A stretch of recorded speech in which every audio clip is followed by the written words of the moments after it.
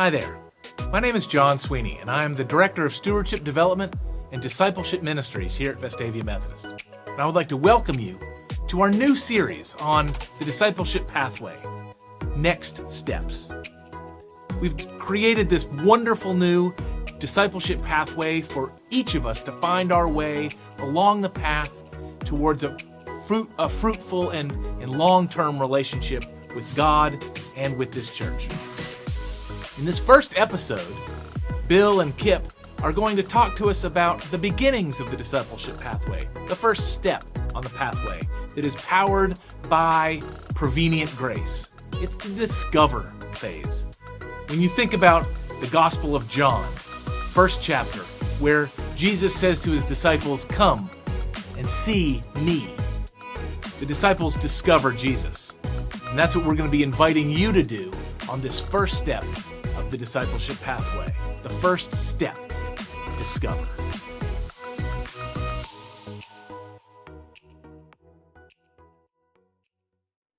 Well, Bill, the purpose of these videos is to help us as we sort of walk the pathway of faith and find out where we fit and how we can grow more deeply in the pathway of discipleship.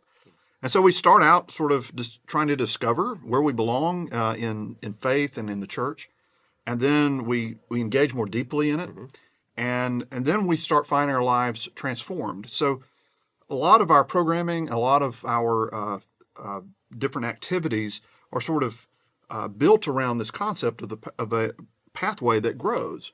But there's also some really deep spiritual background to that. So why don't you share a little bit about the spiritual meaning of it? Okay. Right. I mean, when you think about it, it's built around John Wesley's understanding of grace. John Wesley saw grace not just as one thing, although God's grace is the same, mm-hmm. but he saw it interacting with us and our responding to it in different ways, at different times in our life, different places along a pathway. Yeah. And so he talked about it being, it was prevenient grace, which is in that discovering phase. Right. And the word sort of means preventing. Right. It's sort of God, it's anticipating us. Yes. And then you have justifying grace in the engaging part, where your life and the call of Jesus, or you're getting engaged in that call of Jesus, that relationship with Jesus. But then there was you had sanctifying grace, mm-hmm. which is the transformational part of it, where you are being changed, or the image of God is being renewed in you. Right. You suddenly are becoming like God, something you can do by yourself, but by God's grace, he can make us like Christ. Right. And one of the ways that we oftentimes, it helps me, and it's been used since the days of Wesley. John Wesley used it at one point, trying to understand how God's grace works on us, is to use the image of a house. And John Wesley lived in the Victorian time with very formal homes, and so you had the front porch, and then you went through the door and you entered the house, and the front part of the house would be the very formal part of the house. And as you move through, you would go from the formal place to a little more personable, sitting around a table with each other, back to the back part of the house. And if you ever went upstairs, that was the most intimate part of the home. And so Wesley saw that God's grace was calling us to live into the fullness. And so we have for this series a prop. Oh my goodness. And we actually paid money for this. We did pay money for this. And so we have a house. And so this week, since we're talking about in the discovering part, the prevenient grace, then we keep the house closed because we're talking about our two people here. Yeah. They're on the porch. Yeah. They're on them up there. Yeah. Don't open. Don't open it yet. So they're on the porch. They've not made it inside yet. They have not. But it seems that perhaps whoever built this house would have had a front yard mm-hmm. with a walkway, probably some steps up. Right. Some things that would sort of make it inviting to come towards that front door. Yes. Yeah, they were being welcomed by the front of the home. They were being welcomed in and it being made to feel like they were wanted there. And so God's grace is working on us and inviting us into this relationship, or inviting us to live into this, into the house, into that life with Him. God's grace is inviting us into this, even when we don't really know it's working. We're out here just sort of in the yard, or we're walking down the road, and God's grace is calling us, trying to get us to turn and to come toward Him.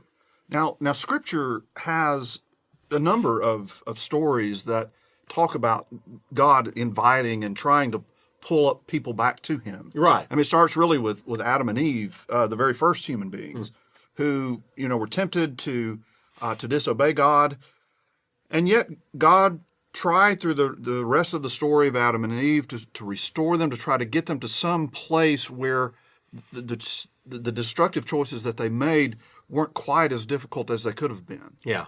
Yeah. And then you get into the New Testament and you find a lot of other stories. And I guess the one that we're all familiar with is the prodigal son. Oh, right. I mean, the son, after the younger son demands the inheritance be divided, takes the money and goes off to far country, wherever that might be, and squanders it, just wastes it in prodigal living or excessive living. He then comes back. Mm-hmm.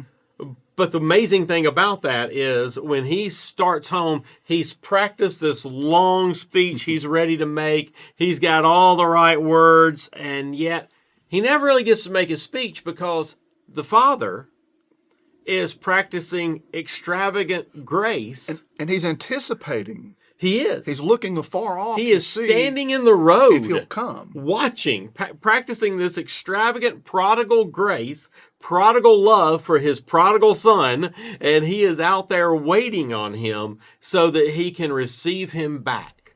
I mean, that's prevenient grace. Exactly. And that grace is available to everybody. Mm. And God's grace is always seeking us. We're not always aware of it. Right. But it's always seeking us, and we don't deserve it. We certainly didn't earn it. Oh no! But God gives it. A professor that I heard once said that grace is like grits. If you go to a Cracker Barrel or somewhere like that serves the old breakfast that comes with grits and biscuits and that kind of thing, you get your plate, and he said that he was with a friend who wasn't from the South, and he'd ordered bacon and eggs, and he said, well, what's this on my plate? And he said, well, those are grits. He said, but I didn't order grits. And he looked at him and said, well, grits are like grace. You get them whether you order them or not. and God's grace, His prevenient grace, is available to us, even though we didn't know that we needed to order it. Right. Right. But it's still there, and it's available to everyone. It's how much God loves us.